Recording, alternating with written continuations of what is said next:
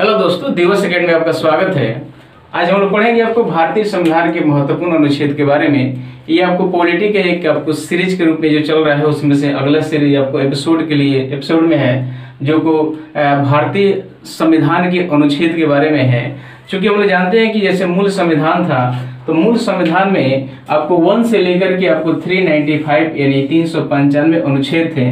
उस समय से लेके आज तक भारतीय संविधान में बहुत सारे आपको संशोधन करके उसमें बहुत सारे आर्टिकल को जोड़ा गया है और आज के डेट में आपको 400 आपको 60 प्लस के आसपास आपको अनुच्छेद हो गए हैं, क्योंकि इसके अंदर जोड़ा गया है यानी सब आर्टिकल के रूप में जोड़ा गया है। लेकिन आपको सीरियल वाइज देखा जाए तो आज भी समझिए कि आपको 395 अनुच्छेद है। तो जितने सारे अनुच्छेद है आपको आज के डेट में भारतीय संविधान में, तो उसमें जितने सारे महत्वपूर्ण आपको आर्टिकल्स है उस सारे आर्टिकल्स को हम लोग यहाँ कवर करेंगे।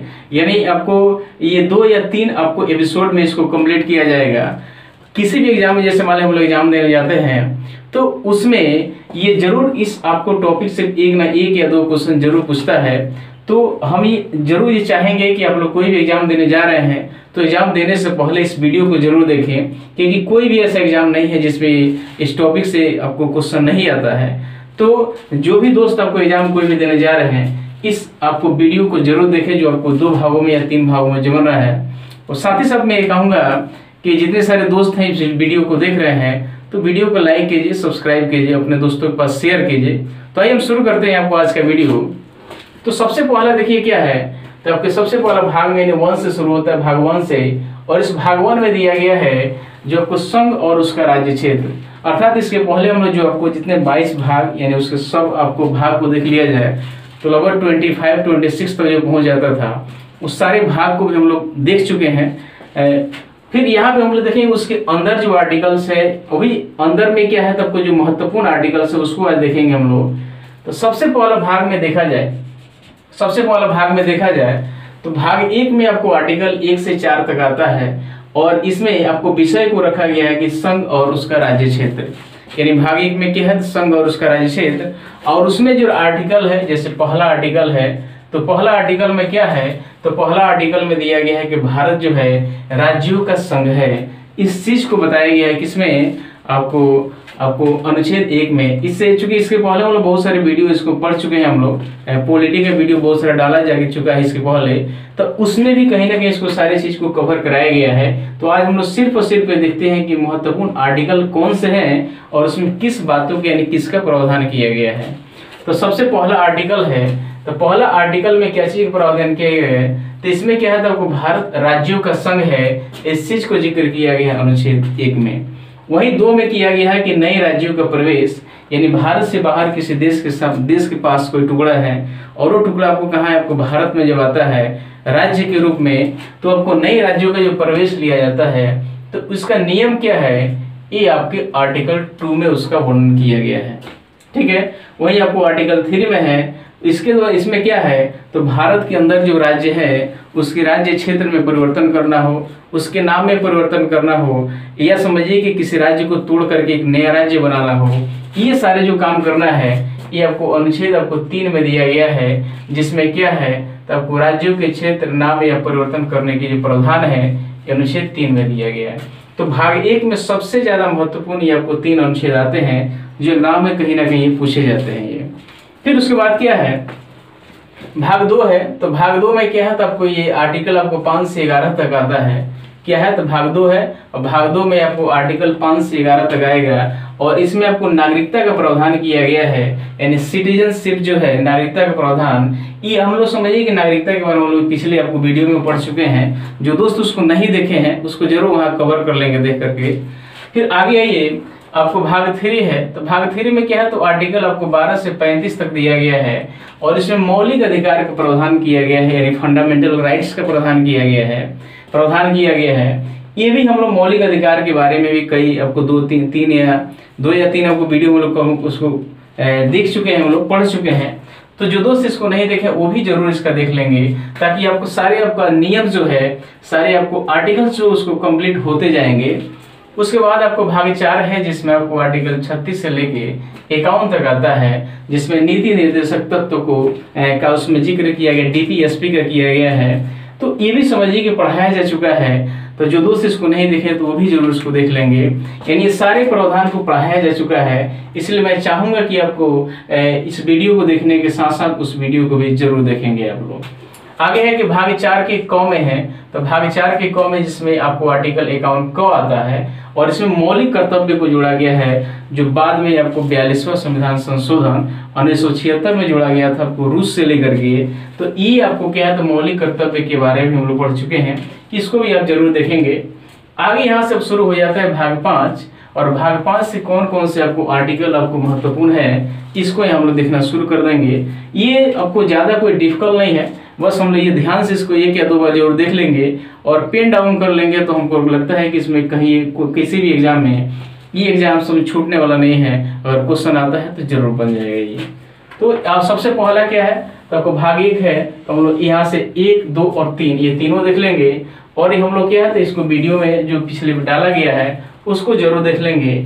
आपको भाग 4 तक यानी 4 के क तक, और आगे है आपको अरे ये राष्ट्रपति आते हैं भाग 5 में। एक चीज और मैं बता दूं, यानी ये आपको 2 या 3 भागों में जब इसको कंप्लीट करा दिया जाएगा तो उसके बाद पार्टिकल रूप से आपको राष्ट्रपति हो गए या उपराष्ट्रपति हो गए या प्रधानमंत्री हो गए हैं या उपराज्यपाल हो गए या राज्यपाल हो गए, इन लोग सारे बारे में भी आगे यानी अगले एपिसोड में आपको अलग से इन लोगों के लिए समझने की वीडियो बनेगा। तो आज तक केवल आर्टिकल के बारे में देखा जा रहा है, तो क्योंकि आपको डायरेक्ट आपको एग्जाम में पूछ देगा कि इस आर्टिकल में कौन से प्रावधान किया गया है। विस्तृत रूप से देखा जाए तो इन सारे यानी जैसे राष्ट्रपति हो जो पद दिया गया है, ये सब पद के बारे में भी आगे हम लोग पढ़ेंगे। तो सबसे आगे देखिए, यानी आपको भाग 5 में सबसे पहला जो है ये आपको अनुच्छेद 52 है। तो 52 क्या है, तो इसमें भारत में राष्ट्रपति होंगे इसका प्रावधान किया गया है। क्या है, यानी भारत में एक राष्ट्रपति होंगे। हम लोग जानते हैं कि राष्ट्रपति का पद जो है वो कहाँ से लिया गया है, तो ब्रिटेन से लिया गया है। वहाँ के जो राजा हैं उन्हीं वही रूप यहाँ पे लिया गया है भारत में। तो क्या है, तो अनुच्छेद 52 में क्या है, तो राष्ट्रपति का पद होगा। भारत में क्या है, अनुच्छेद 52 में क्या दिया गया है, तो ये राष्ट्रपति का पद होगा। वही अनुच्छेद 53 में क्या दिया गया है, यानी इसमें शक्ति एवं कार्य होगा। यानी भारत में राष्ट्रपति का पद होगा 52 में, तो फिर आपको राष्ट्रपति का शक्ति एवं कार्य क्या होगा, ये भी आपको 53 में दिया गया है। आगे देखा जाए तो अनुच्छेद आपको 54 में, तो 54 में क्या है, तो आपको पद यानी राष्ट्रपति का निर्वाचन कैसे होगा ये प्रावधान किया गया है आपको कहाँ पे, तो 54 में। तो फर्स्ट में पद है, 52 में पद है, 53 में शक्ति एवं कार्य है और 54 में क्या है, तो निर्वाचन है। फिर वहीं आपको 56 में देखा जाए तो 56 में क्या है, तो कार्यकाल है।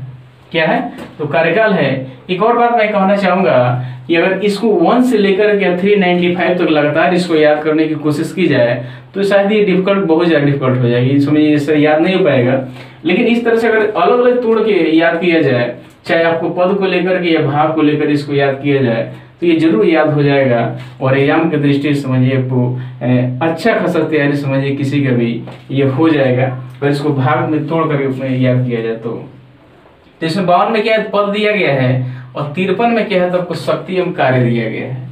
वहीं आपको 54 में क्या निर्वाचन हो गया, और 56 में कार्यकाल है। क्या है, तो 56 में कार्यकाल है, राष्ट्रपति का कार्यकाल कितने समय का होगा ये चीज दिया गया है। फिर उसके बाद अनुच्छेद 58 में क्या है, तो आपको राष्ट्रपति की योग्यताएं या अर्हताएं क्या होगी जब उनको समझिए कि जब उनको चुना जाएगा, यानी निर्वाचन जब होगा उस समय, यानी राष्ट्रपति का क्या अर्हताएं या योग्यताएं होगी, इसका प्रावधान 58 में किया गया है। फिर उसके बाद आपको 60 में क्या है, तो 60 में राष्ट्रपति का शपथ ग्रहण कैसे होगा, कौन लेगा कौन कराएगा, ये सारा प्रावधान कहाँ किया गया है, तब अनुच्छेद 60 में है। ठीक है। फिर इससे संबंधित कुछ और है, जैसे मान लो अनुच्छेद 61 में दिया है कि महाभियोग की प्रक्रिया, यानी राष्ट्रपति पर जो महाभियोग की प्रक्रिया लगाई जाती है वो किस तरह से होगी, उसका प्रावधान कैसे होगा, ये आपका जिक्र किया गया है आपको 61 में। वहीं आपको राष्ट्रपति के पास ये पावर है क्षमादान की प्रक्रिया, यानी किसी व्यक्ति को सजा हो जाती है तो राष्ट्रपति चाहे तो उसको क्षमा कर सकता है। तो ये क्षमादान की शक्ति जो है आपको 72 में दिया गया है, अनुच्छेद 72 में दिया गया है। ठीक है। वहीं आगे देखा जाए तो आपको अनुच्छेद 78 है। क्या है, तो 78 है। तो इस 78 में क्या है, राष्ट्रपति का सूचना प्राप्त करने से संबंधित पीएम का दायित्व है, यानी राष्ट्रपति को किसी बात की सूचना प्राप्त करना है तो पीएम का दायित्व है कि उसका समझिए कि व्यवस्था करें। तो ये भी आपको कहीं ना कहीं आपको 78 में आपका इसका जिक्र किया गया है। फिर उसके बाद आपको 85 में, तो 85 में क्या है, तो संसद सत्र या सत्रावसान या विघटन भी करने का अधिकार जो है आपको राष्ट्रपति का होगा, और ऐसा प्रावधान आपको कहाँ पे किया गया है, तो 85 में किया गया है। नेक्स्ट है अनुच्छेद आपको 123 यानी 123, इसमें अध्यादेश जारी करने का अधिकार आपको राष्ट्रपति को दी जाती है। जैसे मान लीजिए सदन नहीं चलता है और देश के लिए अचानक किसी कानून की जरूरत पड़े, तो उस समय आपको राष्ट्रपति समझिए कि अध्यादेश जारी करके आपको भारत में उसको लागू करके आपको देश को चलाने में महत्वपूर्ण भूमिका निभाता है। तो इसको लेकर के भी आपको ये पावर दिया गया है राष्ट्रपति को, और इसका जिक्र किया गया है भारतीय संविधान में आपको 123 आर्टिकल में। ठीक है, आगे क्या है, तो अनुच्छेद आपको 143 है 143, और इसमें क्या है, तो आपको सुप्रीम कोर्ट से सलाह लेने की शक्ति है राष्ट्रपति को।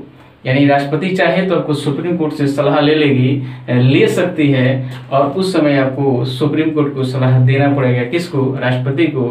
लेकिन बात एक और यहाँ है, लेकिन वो अगर सुप्रीम कोर्ट सलाह किसी बात का देता है तो राष्ट्रपति बाध्यकारी नहीं है कि जो कहेगा सुप्रीम कोर्ट वो राष्ट्रपति को मानना पड़ेगा, ऐसा कुछ नहीं है। राष्ट्रपति चाहे तो मान भी सकता है या चाहे तो नहीं भी मान सकता है, ये राष्ट्रपति के ऊपर है। लेकिन हाँ, ये जरूर है कि राष्ट्रपति अगर चाहे तो सुप्रीम कोर्ट से किसी चीज का आपको सलाह ले सकता है। इसका प्रावधान किया गया है 143 में। तो एक बार और इसको देख लीजिए, यानी 52 में पद था, तो 53 में शक्ति एवं कार्य, 54 में निर्वाचन और 56 में कार्यकाल है, 58 में क्या है, योग्यताएं एवं अर्हताएं हैं। वहीं आपको 60 यानी 60 में क्या है, तो शपथ ग्रहण है राष्ट्रपति का। 61 में क्या है, तो महाभियोग की प्रक्रिया दिया गया है, और साथ ही साथ आपको 72 में क्या है, तो क्षमादान की प्रक्रिया यानी क्षमादान की शक्ति जो है आपको अब किसको दी गई है, तो आपको राष्ट्रपति को। फिर आपको 78 में देखा जाए तो इसमें आपको राष्ट्रपति को सूचना प्राप्त करने से संबंधित जो है पीएम का दायित्व क्या होगा, इसका जिक्र किया गया 78 में। फिर आगे देखा जाए तो आपको अनुच्छेद आपको 85 है यानी 85 है, इसमें सत्र यानी संसद का सत्र जो होता है, संसद का सत्र जो होता है उसका सत्रावसान या विघटन करने का भी शक्ति है किसके पास, आपको राष्ट्रपति का। ऐसा प्रावधान किया गया है कहाँ पे, 85 में। फिर आपको 123 में अध्यादेश जारी करने का अधिकार है, और वहीं आपको 143 में क्या है, तो आपको सुप्रीम कोर्ट, ये क्या है, तो सुप्रीम कोर्ट से सलाह लेने की शक्ति है किसको, तो आपको राष्ट्रपति के पास। वो सलाह समझिए कि राष्ट्रपति के ऊपर है, वो माने या नहीं माने। तो ये आपका हो जाएगा आपको राष्ट्रपति से संबंधित। फिर उसके आगे हम लोग देखते हैं आपको उपराष्ट्रपति से संबंधित। ये अलग चीज है, इसको मिला के नहीं देखना है।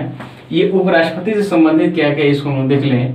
तो इसमें सबसे पहला है कि अनुच्छेद आपको 63 में दिया गया है पद, यानी भारत में एक उपराष्ट्रपति होंगे, इसका आपको जिक्र किया गया है कहाँ पे, अनुच्छेद 63 में। क्या किया गया है, यानी 63 में किया गया, यानी 63 में किया गया है कि भारत का एक उपराष्ट्रपति होगा।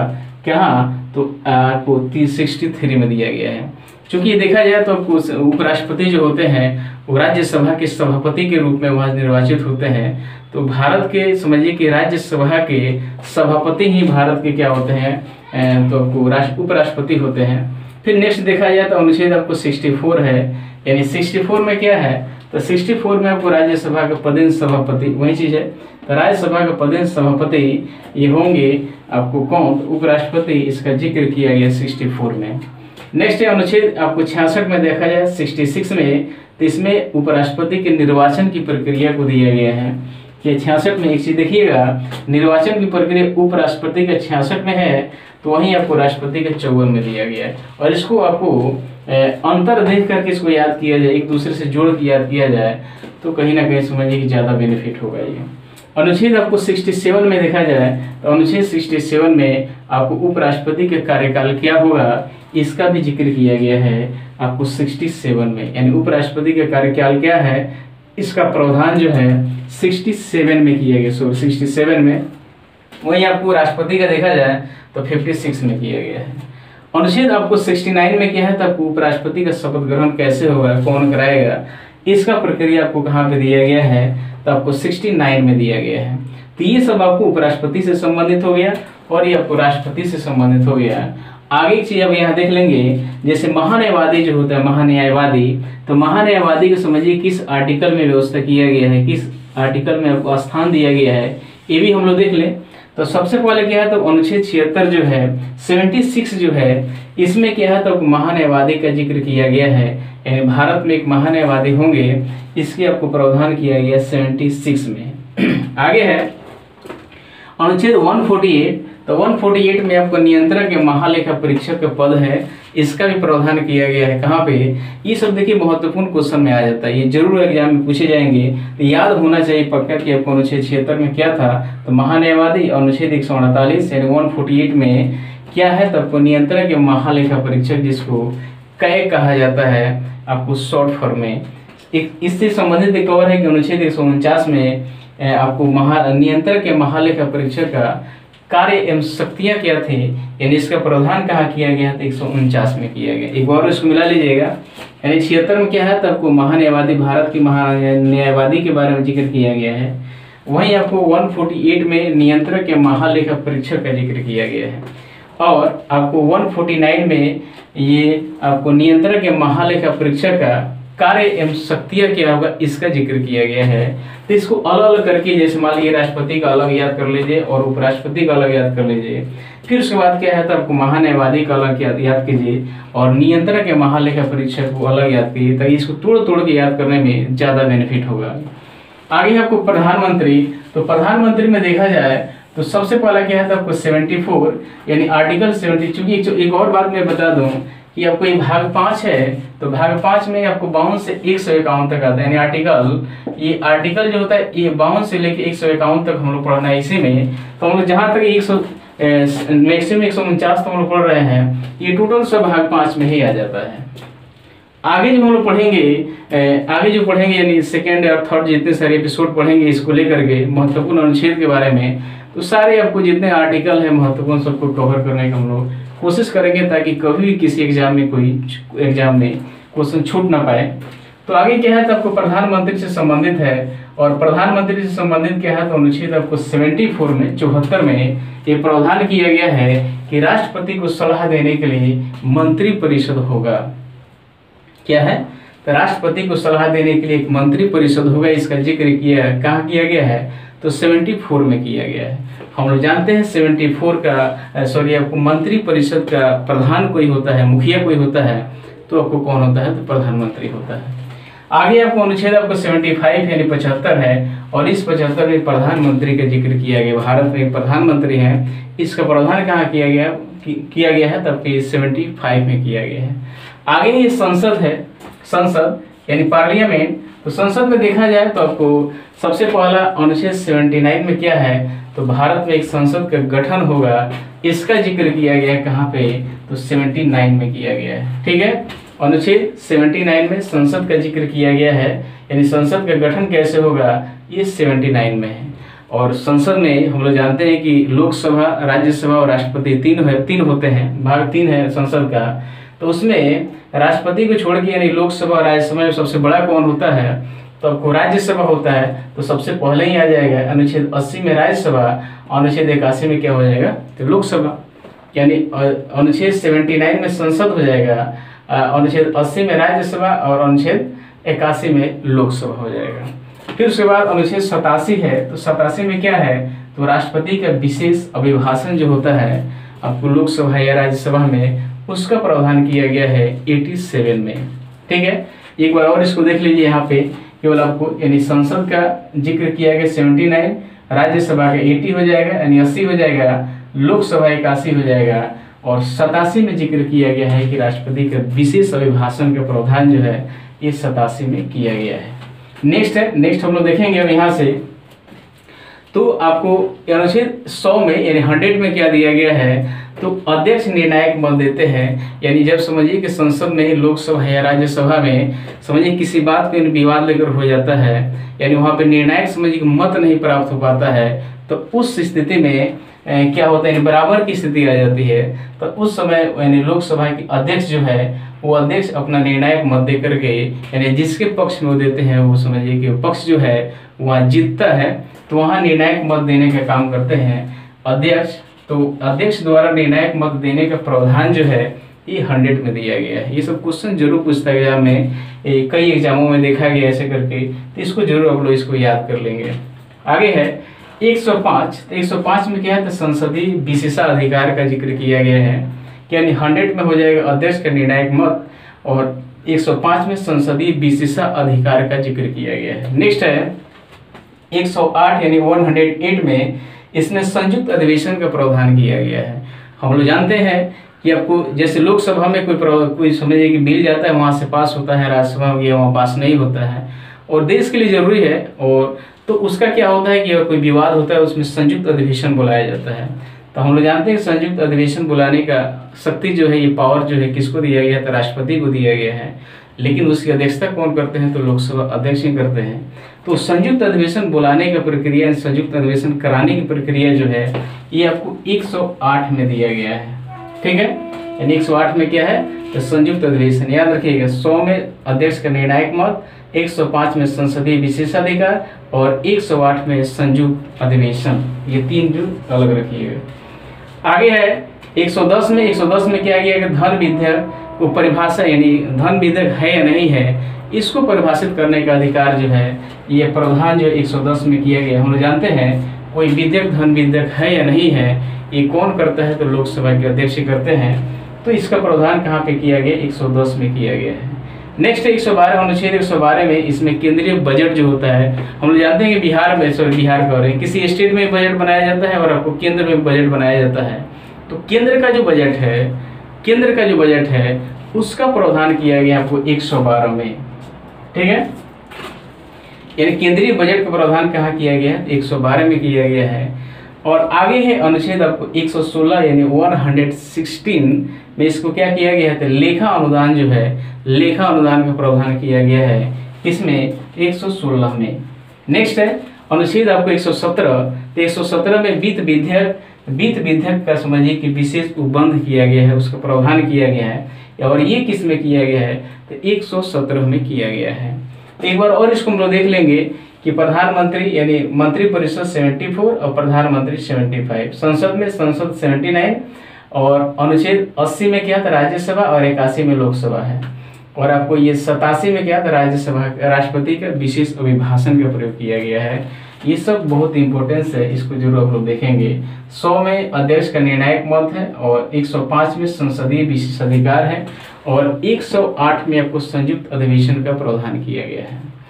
अब नेक्स्ट है आपको अनुच्छेद 110 में आपको धन विधेयक को परिभाषित किया गया है, इसका प्रावधान किया गया 110 में। अनुच्छेद 112 में केंद्रीय बजट का प्रावधान है, और 116 में क्या लेखा अनुदान का प्रावधान है, और फिर 117 में वित्त विधेयक यानी उसका विशेष उपबंध है, इसका प्रयोग किया गया है।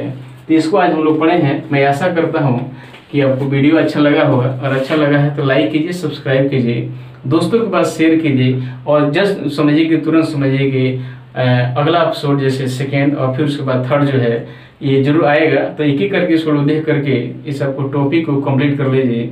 वीडियो देखने के लिए बहुत बहुत धन्यवाद।